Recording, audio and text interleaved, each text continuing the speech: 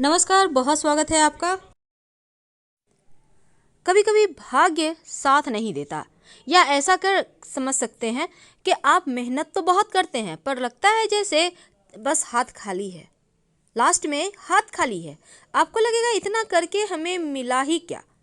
जब आपको लगे कि मुश्किलें बढ़ती जा रही, किस्मत का साथ नहीं मिल पा रहा, तब ऐसे में भाग्य को कोसना बंद करें। एक बार अपने हर व्यक्ति जीवन में आगे बढ़ने के लिए दिन रात मेहनत करता है, लेकिन हर किसी को सफलता एक ही समान नहीं मिलती। कोई व्यक्ति थोड़ा कम मेहनत में ही बड़ी सफलता पा लेता है और कोई व्यक्ति लाख प्रयास के बाद भी आगे बढ़ ही नहीं पाता।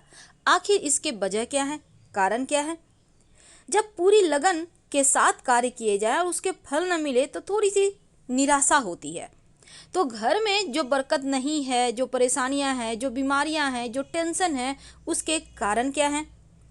देखिए, पूरे जीवन जब आप मेहनत करने के बाद भी सिर्फ भरपेट खाना ही आपको नसीब हो तो मुश्किल बढ़ जाती है। वास्तु कहता है घर में कुछ ऐसी चीज़ें हैं जो आपके बरकत को ख़त्म कर देती है, बरकत होने ही नहीं देती, और जीवन भर आप परेशानियों का सामना करते रहते हैं। वैसे तो घर में परेशानी, गरीबी आने के बहुत सारे कारण हैं, लेकिन आज हम वास्तु की बातें करेंगे, फिर बताएंगे कि कैसे और क्या करें। जब सब कुछ धुआं धुआं लगने लगे तो एक बात, पहले सबसे पहले आप अपने पूजा स्थान का गौर करें। आप पूजा कहाँ पे करते हैं? क्योंकि घर का उत्तर पूरब जो कोना है, जिसको हम ईशान कोण कहते हैं, पूजा वहीं पर करें, किया करें। दूसरी बात, इस कोने में आप भगवान की मूर्तियां रखें, लेकिन मूर्तियों को, तस्वीर को ऐसे रखें कि कम से कम गणेश जी की जो तस्वीर है वो दीवार के बाहर की तरफ हो, यानी वो घर के अंदर ना रहे।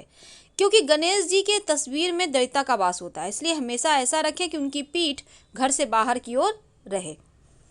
कुछ न कुछ दान जरूर करें। आप जो भी कमाते हैं, 100, 200, 1000, उसमें से 1 रुपया, 2 रुपया, 10 रुपया जो भी निकले, कुछ न कुछ दान किया करें। घर में अगर कोई भी चीज़ टूटा फूटा हुआ है, खासकर आपका आईना टूट गया है, संभाल कर ना रखें, बल्कि उसको फेंक दें, चाहे वो कितना भी कीमती क्यों ना हो। कई बार टूटे हुए बर्तन भी पड़े होते हैं, तो ऐसे बर्तन जो यूज़ नहीं हो रहे हैं उसको हटा दीजिए। कई बार घड़ी, या तो घड़ी का कांच टूट जाता है, या घड़ी खराब हो गई, या फिर घड़ी में सेल नहीं है, पड़े हुए हैं दीवार में टंगे हुए, ऐसा मत रहने दें। ये आपके जीवन के जो बरकत है, जो आपके आगे बढ़ने की गति है, उसको रोक देता है। तो इनसे भी आप बचिए। तो इस तरह की जो चीज़ें हैं उनसे बाहर निकलने का प्रयास करें। झाड़ू पोछा लगाते हैं तो हमेशा ही नमक या फिटकरी मिले हुए पानी से ही लगाएं।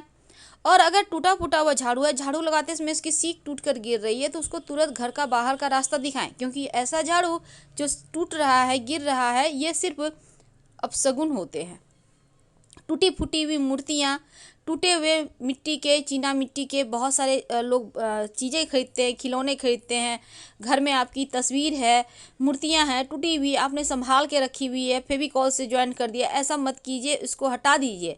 क्योंकि टूटी हुई चीज़ें हमेशा नकारात्मकता को बढ़ाता है, सकारात्मकता को नहीं। और घर की छत पर कबाड़ इकट्ठा होने ना दे। कई बार क्या होता है, आप दीपावली की सफाई तो करते हैं, पर सारे कबाड़ आप अपने छत पर रख देते हैं, आम दिनों में भी रखते हैं, घर में जगह नहीं है तो घर को साफ तो कर लिया, पर छत जो बुध और राहु यहाँ पर दोनों मिलकर ग्रहण दोष बनाकर बैठ जाएगा, तो यहाँ पर फिर जीवन में आकस्मिक समस्याएं, बाधाएं आएंगी। दीवार में सीलन है, दीवार फट चुके हैं, इन सभी चीज़ों को ठीक करें।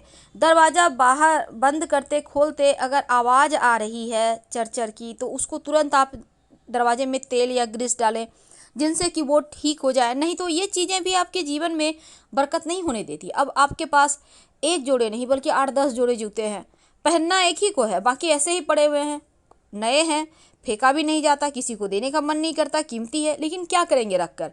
ऐसे जूते सिर्फ परेशानियां लाएंगे, इसलिए जो पहनते हैं उसको रखें, बाकी का हटा दें। लंबे समय से पड़ा हुआ झाड़ू भी नकारात्मक ऊर्जा को बढ़ा देता है और घर में परेशानियां लाता है। तो ऐसे झाड़ू को दीपावली के अगले दिन, जब आप लक्ष्मी को अंदर करेंगे, दरिद्रता को बाहर करेंगे, उसमें बाहर निकाल दीजिएगा। और जो आपके घर में खासकर बहुत सब बार क्या होता है, आपके खिड़की का कांच टूट जाता है, तो क्या करेंगे, उसको नहीं रखना, उसको फेंक देना है।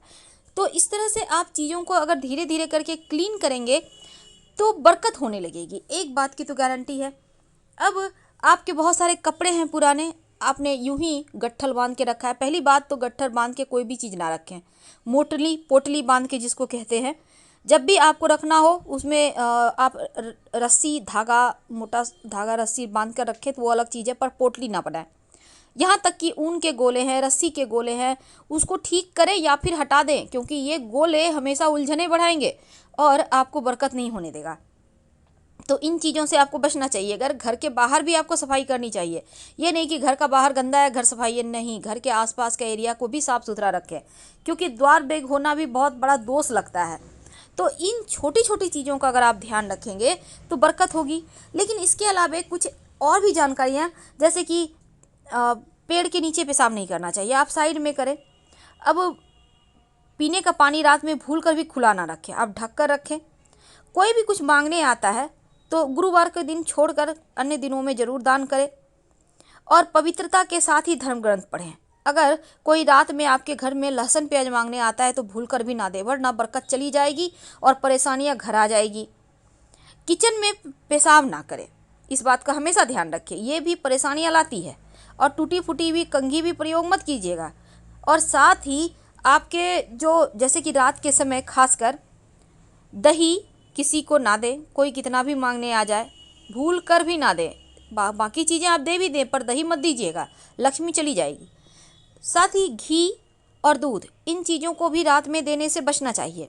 आपके घर में कोई मेहमान आते हैं, कितने भी आप उनसे, उनको नहीं बनती है आपको, लेकिन प्रेम से उनके साथ व्यवहार करें, क्योंकि कोई भी मेहमान घर से नाराज होकर जाए तो बरकत भी चली जाती है। और ज़रूरत से ज़्यादा खर्च भी ना करें, जितना इनकम है उसमें भी थोड़ा बचाने का ही प्रयास करें।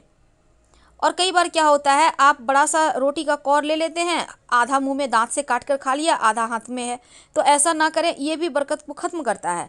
और चावल कभी किसी को ना दें, याद रखिए चावल, क्योंकि चावल से लोग अक्सर देखा गया है टोने टोटके करते हैं, आपसे चावल मांग के ले जाएंगे और उससे टोटके करेंगे, इसलिए ज़रा संभल के। नमक, रात में किसी को भी, रात या दिन में भी किसी को नमक ना दे। और नमक तो हाथों हाथ भी किसी को नहीं देना चाहिए, लेकिन कोई मांगने भी आ जाए तो पैसे लेकर ही दें, कुछ पैसे ले लें फिर दें नमक, क्योंकि कई बार पड़ोसी आ जाते हैं तो पैसे लेकर दें। और पैसे उधार शाम के समय मत दीजिएगा, वरना बरकत खत्म हो जाती है। कई बार क्या होता है, आप के घर में दीपक जला हुआ है, आप फूंक मार के, कैंडल है बुझा दिए, तो फूंक मार कर मत बुझाइए, हाथ से आप बुझा सकते हैं अगर आपको बुझाना है तो। और जूते चप्पल अगर उल्टे पड़े हुए हैं घर में तो उसको तुरंत सीधा करें, क्योंकि उल्टा जूता चप्पल अपशगुन माना जाता है। और रात में झाड़ू पोछा भूल कर भी मत लगाइएगा। माता पिता का अपमान ना करें, किसी भी गरीब व्यक्ति या कोई लाचार इंसान है उसका आप मजाक मत उड़ाएं, नहीं तो उसकी जो आंसू है, उसको जो कष्ट हुआ है वो आपको पड़ जाएगा। तो इन चीज़ों का ध्यान रखें और रोज़ स्नान जरूर करें। तो छोटी छोटी बातों का ध्यान रखकर आप घर में बरकत ला सकते हैं, जीवन की परेशानियों से आप बाहर निकल सकते हैं।